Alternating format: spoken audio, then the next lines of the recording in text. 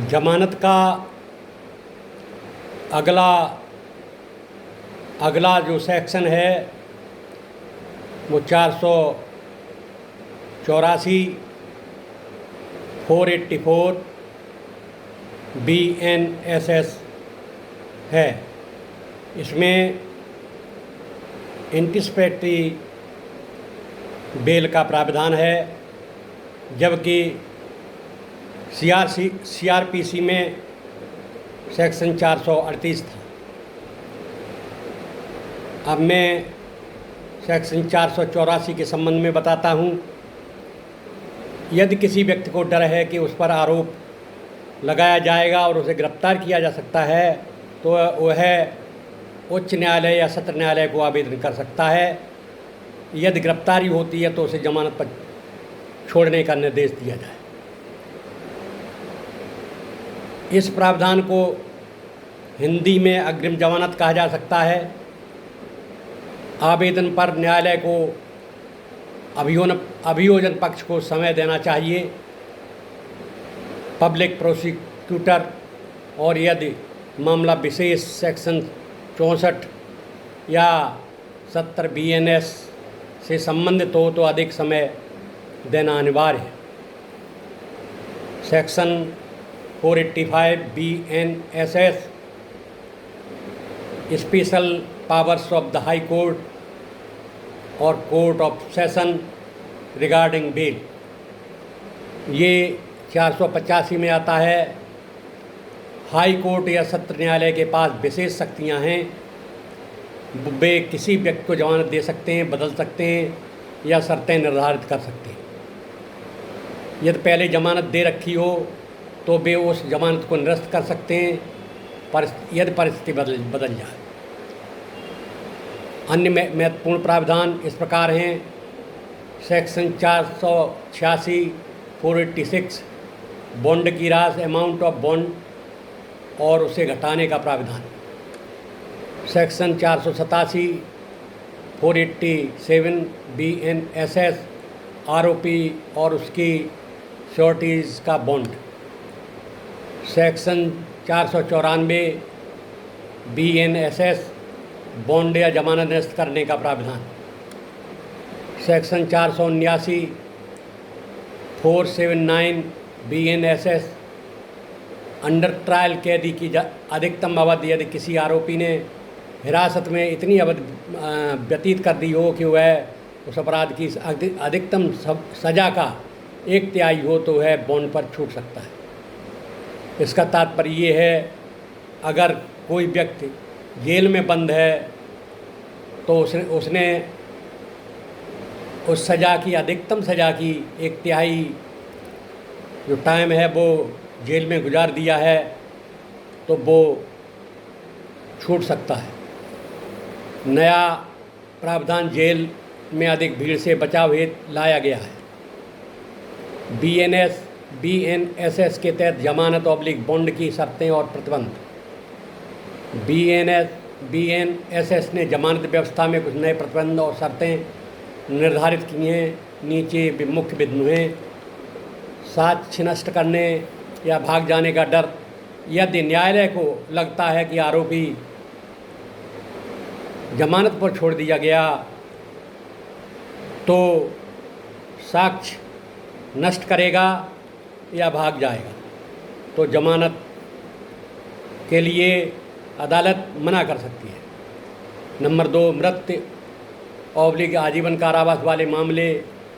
यदि आरोप ऐसे अपराध से जुड़े हों जिनकी सजा मृत्यु या आजीवन कारावास या प्राविधान हो तो न्यायालय को अधिक सावधानी दिखानी होगी।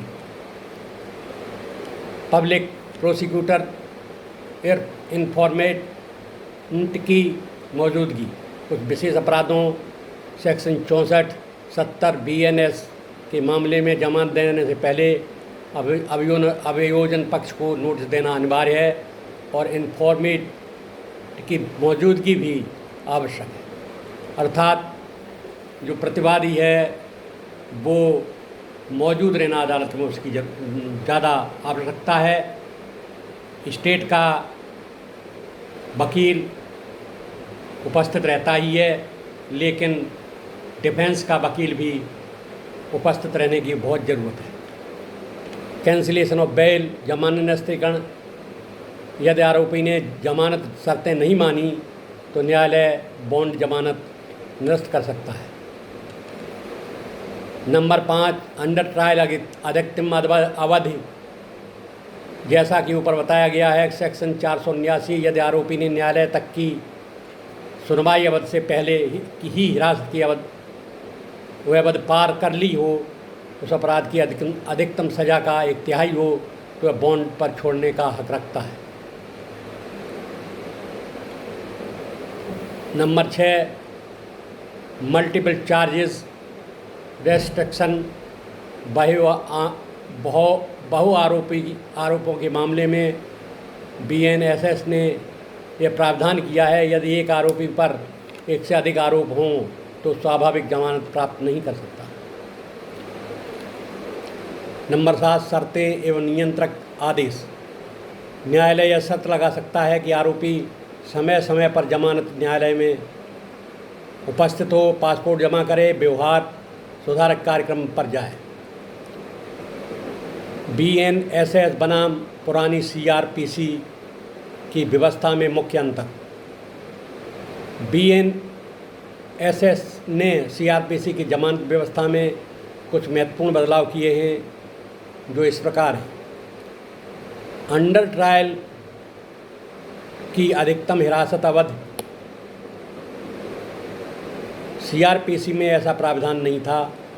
कितनी अवधि में हिरासत ली जा सकती है बिना मुकदमे के, ये प्रावधान BNSS में जोड़ा गया है, जिससे कोई भी व्यक्ति चाहे कितना ही गरीब क्यों न हो, उसका कोई रिश्तेदार न हो, फिर भी अगर वो सज़ा की अवधि का 1/3 समय पूरा कर लेता है जेल में, तो उसे जमानत मिलती है। स्वाभाविक जमानत। CRPC में यह ऐसा प्रावधान था कि यदि अभियोजन पक्ष समय पर चार्जशीट न दाखिल करे तो आरोपी को जमानत मिलनी चाहिए, डिफ़ॉल्ट बेल। अगर 60 दिन या 90 दिन के अंदर जो जांच अधिकारी है, इन्वेस्टिगेशन ऑफिसर है, वो जो चार्जशीट होती है वो जमा नहीं करता है, तो आरोपी या कैदी को न्यायालय छोड़ सकता है। पूरी तरह से नहीं छोड़ सकता, बल्कि जमानत पर छोड़ देता है। अग्रिम जमानत। CRPC में धारा 438 थी। BNSS ने सेक्शन 484 में इस अवधारणा को शामिल किया है, लेकिन प्रक्रिया और शर्तों में बदलाव किए। न्यायालय की शक्तियाँ। CRPC में कोर्ट को विवेक था, लेकिन सीमित दिशा निर्देश थे। BNSS ने न्यायालय को अधिक स्पष्ट शक्तियाँ दी हैं, जैसे बॉन्ड राशि घटाना, जमानत निरस्त करना, ये न्यायालय को शक्तियाँ दी हैं। नोटिस और सार्वजनिक अभियोजन पक्ष की भूमिका। कुछ मामलों में अभियोजन पक्ष को नोटिस देना आवश्यक था, पर सीमित, लेकिन BNSS ने विशेष अपराधों में अभियोजन पक्ष को नोटिस देना अनिवार्य कर दिया और इन्फॉर्मेंट की उपस्थिति भी अनिवार्य कर दी है। उदाहरणों के साथ सरल व्याख्या। मान लीजिए एक्स नाम का व्यक्ति एक गैर जमानती अपराध का आरोपी है, लेकिन मौत, आजीवन कारावास नहीं सीमा में नहीं है। एक्स न्यायालय से सेक्शन 480 के तहत जमानत मांग सकता है। यदि न्यायालय को संदेह हो कि एक्स भाग सकता है या प्रमाण नष्ट कर सकता है, तो जमानत उसे नहीं दी जाती है। यदि एक्स गिरफ्तारी से पहले भय रखता है कि उस पर आरोप लगाया जाएगा तो सेक्शन 484 484 के तहत अग्रिम जमानत की अपील कर सकता है। यदि एक्स जेल में है और उसकी हिरासत अवधि इतनी बढ़ जाए कि फर्स्ट टाइम आरोपी के लिए अधिकतम सज़ा का 1/3 हो गई हो, सेक्शन 479, तो उसे बॉन्ड पर छोड़ देना चाहिए। यदि एक्स को जमानत मिली है पर उसने शर्तें तोड़ी हैं, उदाहरण न्यायालय में ना आना, तो न्यायालय 494, 494 आदि धाराओं के अंतर्गत उसकी जमानत को निरस्त कर सकता है।